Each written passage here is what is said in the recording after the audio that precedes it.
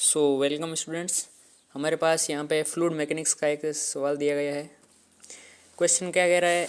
As shown a tank of height H is filled with water, area of water surface is A2, there is a small hole at the bottom, the water leaks from here, find time taken by the water to which tank become empty. तो question क्या कह रहा है कि हमारे पास यहाँ पे एक टैंक है जिसकी हाइट एच, कैपिटल एच दी हुई है। इसका जो ऊपर वाला जो सरफेस है उसका एरिया A2 और इसके बॉटम पे जो एक होल है जहाँ से वाटर लीक हो रहा है उसका एरिया A1।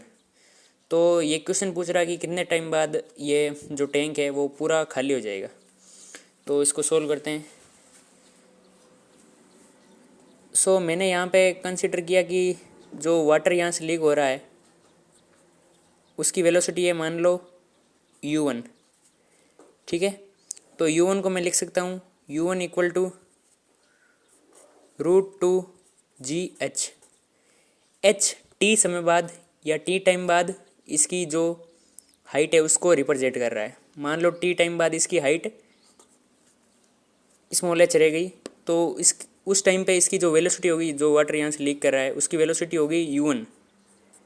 ठीक है, U1 इक्वल टू √2GH। ठीक है, चलो तो तो मैंने कंसिडर किया कि उस टी टाइम बाद एक छोटा सा जो टाइम इंटरवल है dt, let in a small time interval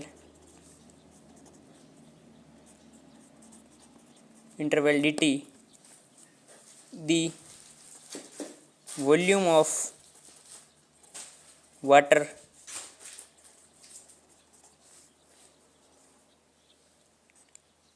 leaked, यानी dt टाइम में यहाँ से कितना वाटर लीक हुआ मैं उसको लिखना चाह रहा हूँ। मैंने कंसिडर किया कि छोटा सा वॉल्यूम dv यहाँ से लीक हुआ है, तो dv क्या होगा, यहाँ का area A1 into U1 into dt, area into speed into time interval. ठीक है, तो यहाँ से मैं dv को लिख सकता हूँ A1 √2GH इंटू dt। ठीक है, चलो ये इसको ये टी टाइम बाद इसका जो वॉल्यूम है उसको मैं लिखना चाह रहा हूँ, the volume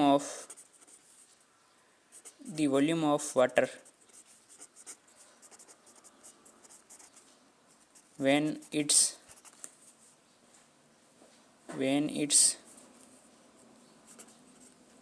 height is small h। तो इस टाइम पे इसका जो वॉल्यूम है v वो क्या हो जाएगा A2 into H, area into height. ठीक है, अब इसका मैं डिफरेंशियल कर देता हूँ, dv equal to A2 into D, क्योंकि A2 एक कांस्टेंट है और h वेरिएबल है, तो ये डिफरेंशियल आ गया।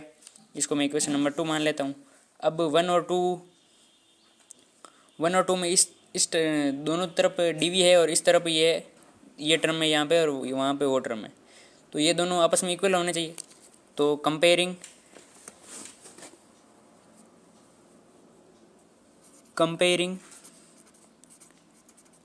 1 and 2, तो कंपेयर कर रहे हैं। पेज एक बार मैं चेंज कर लेता हूँ,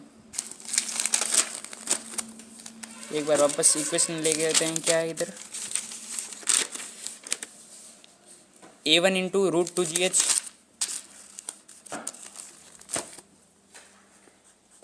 A1 into √2GH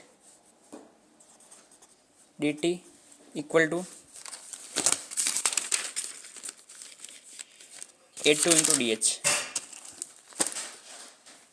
equal to A2 into DH।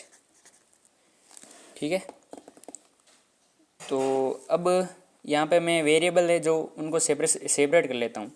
ये h यहाँ पे वेरिएबल है और इस तरफ है टर्म डी, तो जो स्मॉल h है उस वाले टर्म को मैं इधर ले जाता हूँ। ठीक है, तो मैं यहाँ पे लिखता हूँ A1 √2g upon A2 into dt equal to DH upon √h, क्योंकि ये वाला √h है वो इधर चला गया और ये A2 है वो इधर आ गया। ठीक है,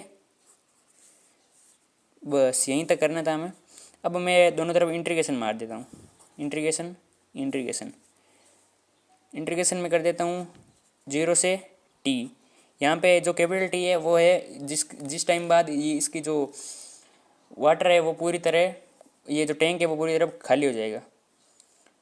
तो यहाँ पे मैं स्मॉल एच की लिमिट क्या डालूँगा, टी बराबर 0 पे इसका जो हाइट था वो था कैपिटल एच, और टी बराबर टी पर इसका हाइट हो जाएगा 0। आपको लिमिट यहाँ पे सोच समझ कर डालनी पड़ेगी।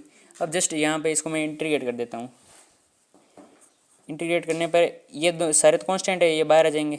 तो a1/a2 √2g, टी का इंटीग्रेशन टी, डी टी का इंटीग्रेशन टी, 0 से टी लिमिट। और यहाँ पे आप जानते हैं x की पावर -½ का इंटीग्रेशन क्या होता है, इक्वल टू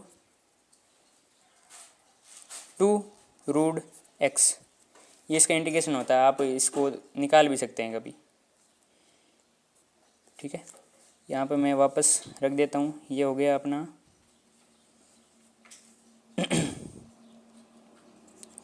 √2x h से लेके 0 तक। ठीक है, यहाँ पे तो फिर a1/a2 √2g into T equal to, sorry यहाँ पे x नहीं लिखना था, यहाँ पे लिखना था अपन को h लिखना था। सॉरी यहाँ पे ये गलती हो गई छोटी सी, ये h था। अब यहाँ पे मैं लिमिट डालूंगा तो हो जाएगा 2√h। नेगेटिव सिंबल आना चाहिए लेकिन वो नहीं है, क्योंकि इसका मैं मोड ले रखा हूँ, और क्योंकि जो टाइम होता है ना वो हमेशा पॉजिटिव में होता है। तो यहाँ पे मैं t निकाल देता हूँ। t क्या हो जाएगा, t equal to 2a2/a1 √h upon √2g। तो यहाँ पे t को थोड़ा मैं असेंबल करके लिख देता हूँ, 2a2/a1 √h/2g। तो यही अपना आंसर था। Thank you.